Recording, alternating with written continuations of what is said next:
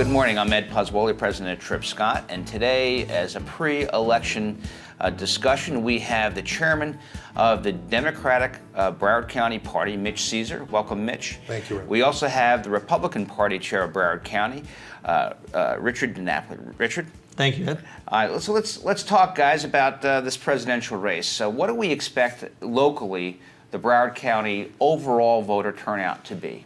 Mitch? I would say using historical norms, which is 2004 and earlier. 2008 was a Democratic wave year. I don't look for anything like that, nor does the country.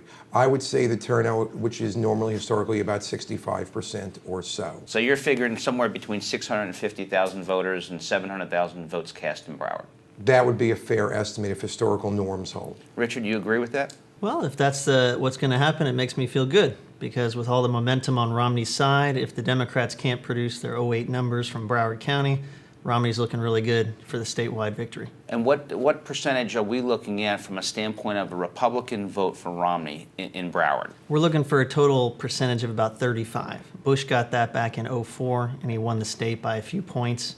And if we hit that this year, then we're probably expecting the same result. So you're looking at 35% of the roughly 700,000 votes that Mitch was talking about. Yep, from all parties, whether it's independents voting Republican or Republicans or even crossover Democrats.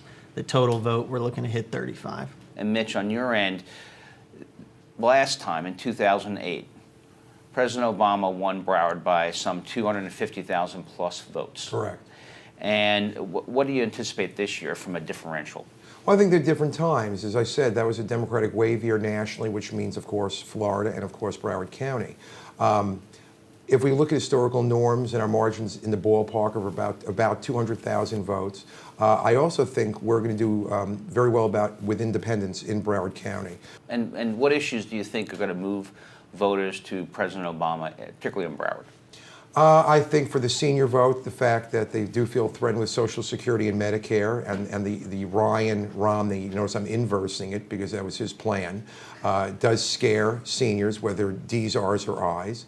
I think also you have to look at issues such as the fact that the president obviously has doubled the stock market basically to over 13,000, and as we tape today, the market's up very significantly today, happily.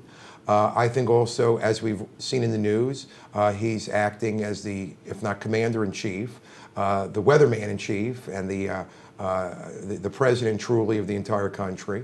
As you've seen with Chris Christie, that's blending over into showing that he can be and has been a nonpartisan figure as much as Mitch McConnell would ever let him do. As insiders may recall, he said the day after he was elected president that his only job was to make him a one-term president and being basically an obstacle, which he's done a pretty good job of. I'm going to let Richard address that so I don't have to bite my tongue anymore.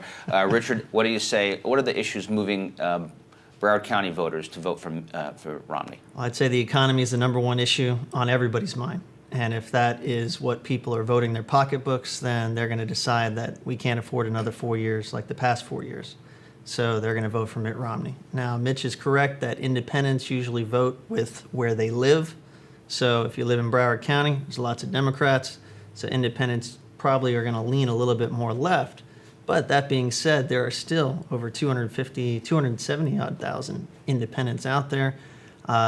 I expect a lot of them, especially when you look at the national polls, showing independents moving in Romney's direction by almost double digits. So what's your hope with respect to independents in Broward? You know, regardless of the turnout, how do you think they break out between Obama and Romney? I expect them to go more for Obama because we are in Broward County, but I would expect them, looking at these national polling, looking at the economy being the #1 issue, even people that might have a center-left or left mentality, I think they're going to break Romney's way and go for the Republican side this year because of the economy being a very important issue. Does Romney win Florida? Yes. Mitch, does Obama win Florida? I would call it a pure toss-up, and that's not dodging it. We are a swing state. I think it's very, very close. Current polls show the president up in Florida 2 points as we speak here today. I would call it a total toss-up. I do think other parts of the ticket are easier to call, like Bill Nelson for the Senate. Well, we'll get there. We'll get there. So let's put aside the Mitch Ceasar two-step on that answer. The Senate race, you're pretty confident that Senator Nelson wins? I am positive that Bill Nelson will win. Richard? They just put out some numbers from Connie Mack's team saying that he would win narrowly by a point or so. You do see that race tightening, and if there is a big Republican wave, I would expect that would lift all of the other races on the ballot.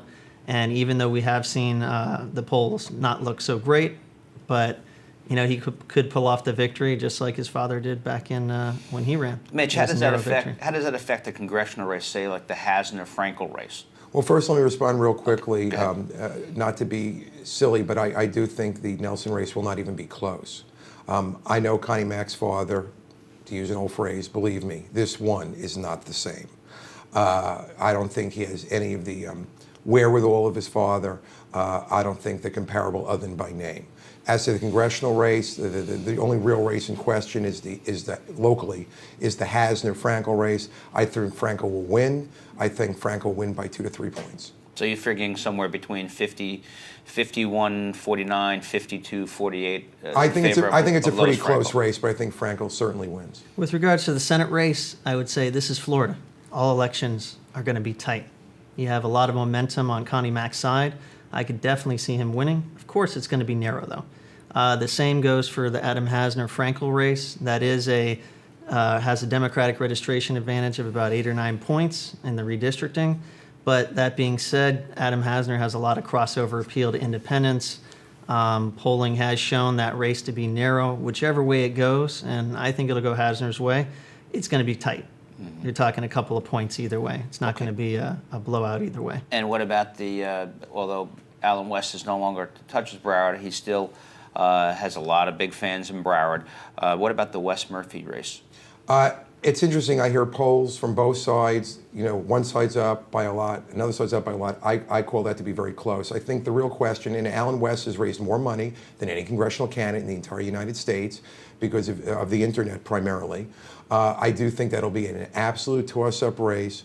Cannot call it. The real question will be whether voters in that district, primarily Republicans, even though Allen West is a Republican, are those to tolerate his antics, both of the past and of the present. And that may really be a referendum on his persona, if nothing else. So do you agree that it really is about Allen West as opposed to Murphy not offering a whole lot of an alternative, or is it just a referendum on Allen West? No, I'd say they're both running in a district which, Patrick Murphy, first-time candidate. Allen West, about 80% of the voters there have not had a chance yet to vote for him because of the redistricting. He's running a different seat. Or against him. Yeah. Either way, right. Allen West is a national figure. He's beloved on the right. He won, with about 55% of the vote in the old district, which was pretty much a 50-50 district. I would see him winning by at least 5 points going into November 6th in the new district. The other congressional race that is national scope because of the candidate that's there, the Wasserman Schultz versus Karen Harrington. Are we going to be surprised from your end that Karen Harrington beats her come election night, or no? You might see a surprise. I mean, Karen Harrington released a poll showing that she was within striking distance. It said about 4 points down from Debbie. So you never know what might happen. Mitch? I think the district dictates that a Democrat's going to win. I also would say Debbie is a very strong candidate in her own right. The fact that she was the DNC chair gave her some additional publicity. She had to have sharper elbows because as the chair of the DNC, that is your job. I think she's going to win because I think, frankly, she's popular in her district. And also the fact that, frankly, Karen Harrington's entire campaign is simply, I'm not Debbie. And that will not be enough. It sounds like Patrick Murphy's campaign. Yeah. But either way. And that's why. You stole the words out of my mouth. And perhaps both Democrats will win for that reason. Maybe. Let's move down to the state race. The one state race that appears to be truly competitive is the state Senate race between Ellen Bogdanoff and Maria Satz.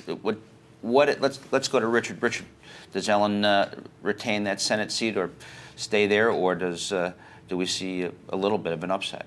I'd see Ellen. It's a very similar situation to Adam Hasner.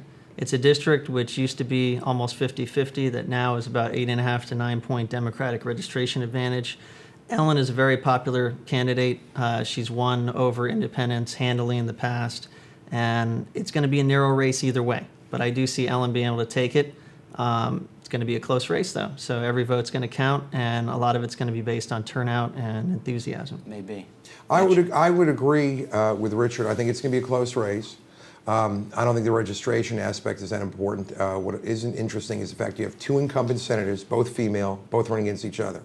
Ellen has done a fairly good job in portraying herself as a moderate, which is contrary to her voting record.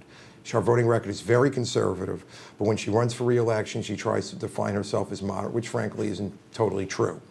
But I think it's a close race, and I think it's one that draws a lot of attention here.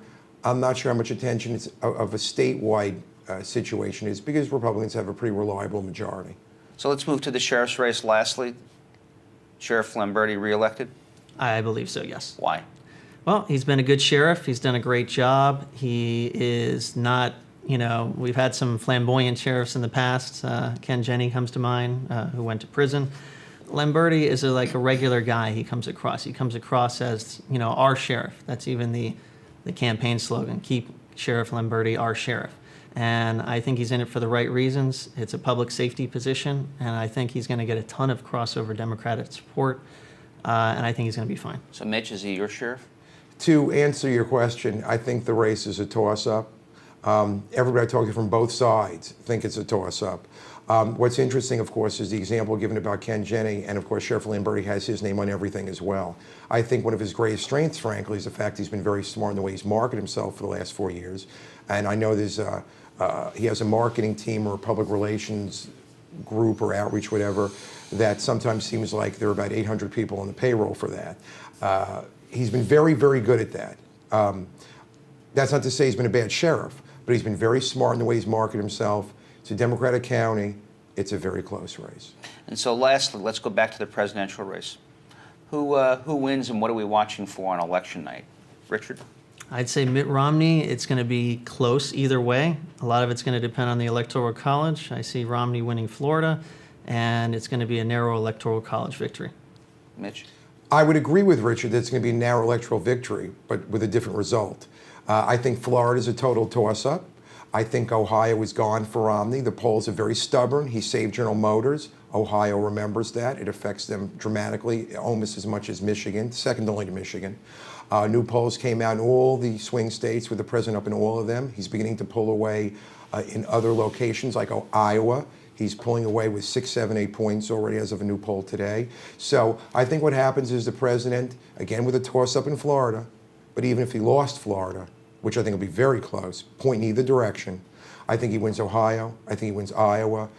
He's up in all the other states. Romney would literally, just by President Obama winning Ohio, would have to literally run the board, and the polls are showing that's simply not going to happen. I think when Mitch started the conversation, we talked about the Democratic turnout models in Broward County, and he mentioned he's not wanting to go by '08. And I think that's one of the problems that you might see in a lot of these polls, even in Ohio and in these other swing states, is that they don't know how to model it. If you model it on '04, you're probably looking at a Romney victory. If you model it on '08, it probably doesn't look so great for Romney, but I don't think anyone out there thinks that he's going to have the same enthusiasm and the same turnout amongst Democrats as he did in '08. So I think a lot of these polls might be somewhat illusory, just like you mentioned in the beginning when you talked about turnout in Broward. Now, if you're expecting to have that much less turnout in Broward, and when we've seen some numbers out of Ohio showing that the Democratic turnout so far in absentees and early is dramatically lower than it was in '08, I think a lot of these polls might be proven wrong on Election Day because they're modeling after Democratic turnout, which I think is overly enthusiastic. Well, gentlemen, I appreciate the conversation today. Thank you, Mitch. Thank you, Richard. One last thought to our viewers. Please go out and vote.